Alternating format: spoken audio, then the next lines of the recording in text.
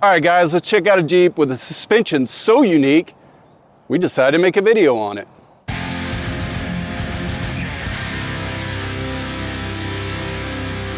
Hey everybody, it's Bubba with Exodus 4x4 and we build badass off-road.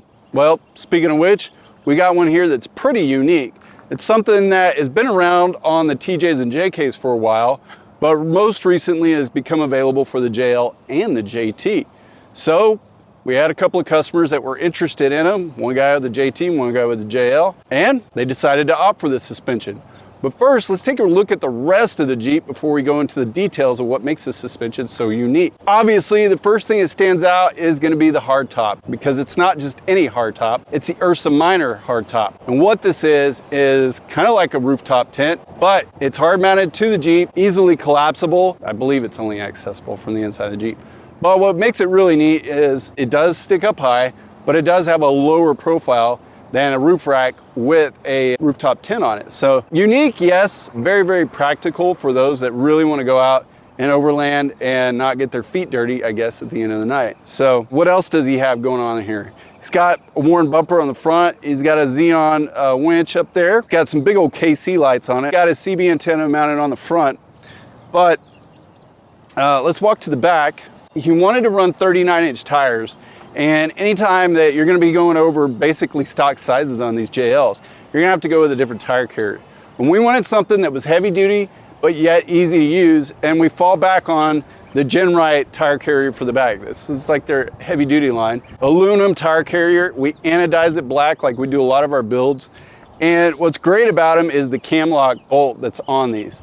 So we'll show you in a minute, but when you pull these pins, open up the back, get inside there, dig around, do your thing, and then when you shut it, it's going to line up almost perfect with these mounts, which makes it really, really easy for one person to use. 39-inch cam through tires. What can I say? Ever since COVID started, tires have been a hot topic as far as shops trying to get them. The Cam 3 has been probably the most consistent tire to remain in stock, especially the 39s. So a lot of customers in the last year and a half that have been building builds with something larger than 37. We've been opting for the 39-inch Cam 3 because it's accessible, it's somewhat affordable, but more than anything, this is what I try and stress to my customers. If for some reason you had to replace that tire, you want something that's gonna be in stock. Yeah, we've seen the Toyo Open Country 40-inch tires come available. We've seen the Nitto Trail Grapplers show up every now and then, but in reality, things happen. And so when that thing happens, we want to be able to replace that tire. And that's the best thing I could say about the BFG KM3 and the 39-inch size is that it's been available pretty consistently. Maybe a week or two here and there where we weren't able to get them, but overall, it's been there for us. The nice thing about the 39-inch KM3 is that it's much lighter than the 40-inch tires and some of the 38s that are out there. So it is a very nice tire to run on these Jeeps. Rumors, something about some failures at the bead. I don't know. I personally haven't seen it, but great tire. Wrapped around the good old Machete beadlock. I mean, this is something that we use a lot on. It's been around for a few years. It continues to stay around. It's just a solid wheel that's there and we can get our hands on it. Customers like it. It looks great and it's super functional. So it really fit in well with this build when you're talking about going out, being able to get things that are there and accessible if you had to replace anything on this Jeep. What are they rolling on? Spicer UD60s. We want stuff that's available. We don't have to wait 14 to 16 weeks to get a set of axles. Well, what if something happens to those axles once they're installed? We want parts that are readily available.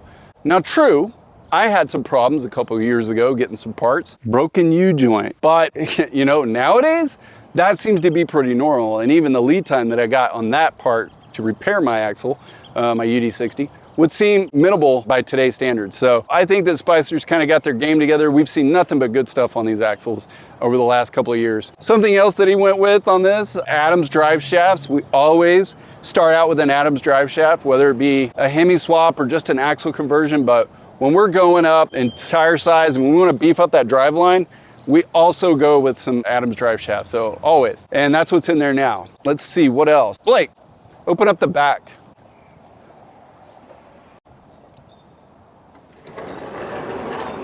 Look how easy that was. Blake, you want to talk about what's back here?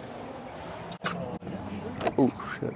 Customer, he does have 2 air compressors on here. I'll get to that in a minute, but we got the standard AiRB dual in the back with a, what is this, an Odyssey backup battery? For what reasons?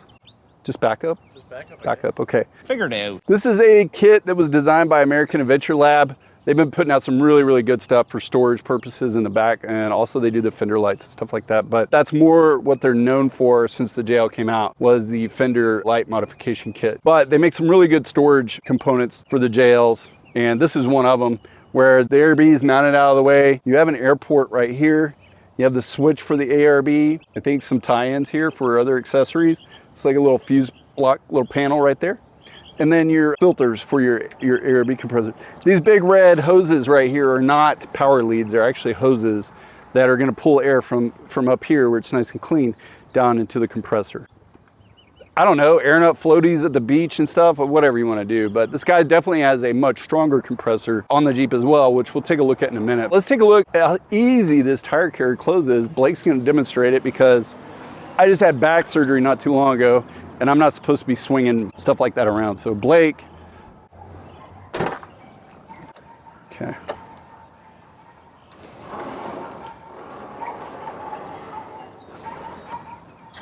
Look at that.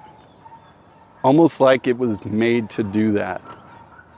That's fun.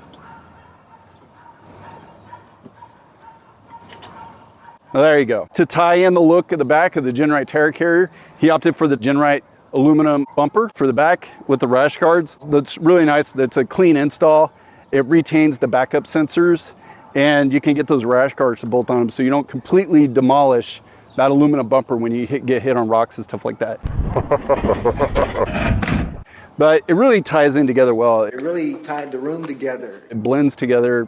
You almost don't even notice it down there. The only other thing that I can think of that really wasn't in the scope of the suspension install was PSC hydraulic steering assist. This customer opted for the full big bore kit with a ram on the UD60, so Synergy steering linkage. He's not gonna have any issues whatsoever driving this thing in the rocks. Got the E-lockers on it, so if he does get locked up out there with the hydro steering assist, he'll have plenty of power to move in the rocks, even when locked. Let's go pop the hood and let's go take a look at what really makes this Jeep different.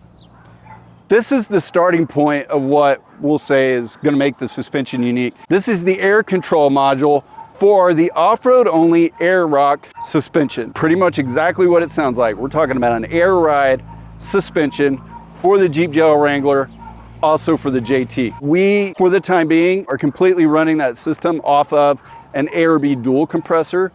Doesn't quite have the CFM of the York air compressor that off-road only offers. Now, I don't know that we can see this thing very well. What do you think, Blake? Can you even see it? You're not gonna be able to see it, right? Okay, unfortunately, the 3.6, there's so much stuff in here that you can't really see the compressor. So you're just gonna have to take my word for it. But it's a pretty good sized compressor. And what's awesome about it is it runs off of the Pentastar engine, off of the harmonic balancer on the front of the engine. So it's not even belt driven. It's just got like a rubber clutch that basically goes inside the harmonic balancer, mounts very in front of the engine. It's pumping out lots of air, and we'll show you in a minute how well it does at keeping up. But you can see this massive air hose coming off of it right here and running to the air module. As always, you can see PSC's little reservoir up here. Other than that, it really honestly doesn't take up much space, as much as you'd think it would underneath the hood. I mean, this module, yeah, it's definitely taking up some real estate, but it's pretty cool because it also has a air chuck on it. So you can hook in your air hose up here and almost use it like you would a shop compressor at your house. Definitely can air up your tires faster. Not only is it running, what's up? The dogs are cracking me up. Yeah. The suspension, but it's also running the sway bar. So this customer opted for the sway lock on the front, but it is operated by an air piston. So it'll disengage, engage from inside the cab of the vehicle. So we've taken a look at what the suspension looks like underneath the hood. Now let's show you what it looks like inside the cab. So this is basically the brain that controls the whole air ride suspension. There's a couple different modes. There's a mode 1 and a mode 2. Basically you can pick the Jeep all the way up and the compressor will kick on. It'll do its thing. It'll pick the Jeep all the way up. When it's done, it'll shut off by itself, or you can drop the Jeep all the way down by hitting the down button and it'll lower the Jeep, and hitting the check mark will basically take it back to its ride height. And you can do a whole bunch of different things. When you're off camber, you can tilt the Jeep to the left or to the right. You can tilt the back up more if you want to. If you add a few hundred pounds of weight in the back, it'll level itself out. One of the really, really cool things about this suspension is you can have it in any configuration you want. You get off the trails and you start driving down the highway. When it hits 30 miles an hour, it's going to adjust itself to the ride height that you have preset in the vehicle. Now in this one, it looks like we're sitting at about 3.5 inches of lift, and that's where it'll go every time, whether you have it up in the air or down low, it doesn't matter. When you start going down the highway, you hit 30 miles an hour, it's gonna adjust itself. That's so awesome. The reason that we're actually putting it on the JT customer's build is because no matter how much weight he puts in the back of that truck, he wants it to level out every single time. And that's exactly what the suspension will do. He's building a hell of an Overland rig out of that Gladiator. So as you've known, big problem with these Overland builds is we start throwing all that gear in the back of the Jeep. The spring rates that we bought when we bought the suspension lift were for an ideal weight, not for all the weight that a lot of people are throwing in there with tents, food, tools, all kinds of other storage. It ends up sagging in the back. And then they want to hook up a trailer to it, and it just adds more weight on the back. With this suspension, it's going to level out the same perfect ride height every single time, no matter how much weight is in the back. Whether it's in the back of this JL or the back of that JT, they're gonna sit perfect every time. It is not the cheapest suspension, but to a lot of us, that is worth every single penny right there, because you're driving from Texas all the way up to Moab, Colorado, wherever you plan on going, you wanna have a comfortable ride getting there, and this suspension does that. Oh yeah, did I mention it rides pretty good? Probably one of the nicest, softest riding suspensions we've had the pleasure of riding around on. That's no bullshit. Rounding out the suspension, the customer decided for Alpine, the TerraFlex Alpine long arm kit for the JL, and paired with the air springs is Radflow 2.5 remote reservoir shocks. These are valved specifically for these air springs by Off-Road Only and Radflow. It actually is what taken us so long to get this suspension installed on the JL and JT, was we were waiting on the shocks to get built by Radflow. Yes, maybe you can take shocks off the shelf and bolt it up and it'll work, but it's not ideal. You really want something that's built specific to these air springs to give you the best ride that you can possibly get. Now, we're gonna have Blake, well, he sits inside the vehicle, we're gonna have him demonstrate from ride height, going up and down, and then back to ride height. So, let's go ahead and take it down, Blake.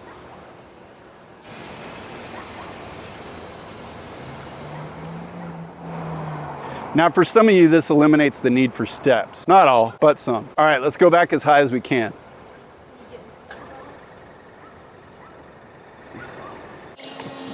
Now, as you see, it does take a little bit, but you're airing up 4 large air springs at one time.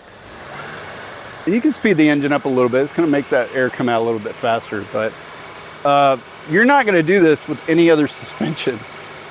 This is so cool that I would definitely put this on a build if I didn't have some sort of super fast off-road performance mind going with something that I was building.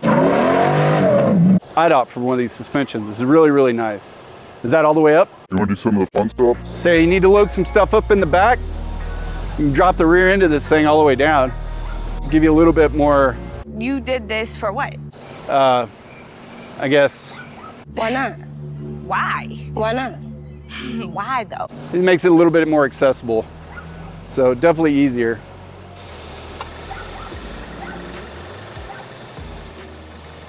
You can Drop the front all the way down. drop. One side down. Oh. Check that out. You could drop the entire driver's side down all at one time. Now, where would that might be useful? Let's say that you're out on a trail somewhere, you're off camber quite a bit. It may help the passengers that are with you feel a little bit more at ease to level that thing out. Drop to level that thing out. Level that thing out. Well, you could actually drop down one side and pick the other side up and get kind of level with it. So that would be nice when you're driving off of something that was off camber and you want to get rid of that queasy feeling. Now Blake's taking it up as high as we can get it. Good? Get in here and take a look at these air springs fully extended. It's pretty cool.